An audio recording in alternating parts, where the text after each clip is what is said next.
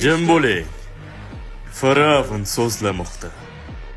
Men ham tongi va kechki yulduzman, Ramzes. Bu men aytgandek bo'ladi. Men uni barcha ayblanayotgan jinoyatlardan butunlay afv etaman. Va buni barcha bilsin, bu bizning birodarimiz Musodir, Misrning shahzodasi. Ramzes. Yuragimda sen hali ham mening birodarimsan. Ammo endi hammasi bunday bo'la olmaydi. Hech qanday sabab ko'rmayapman, nega bo'lmasin? Sen bilasan, men Ibroniyman.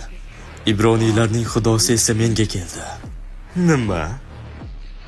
U senga amr qildi. Qavmimni ozod qil. Amr qildi.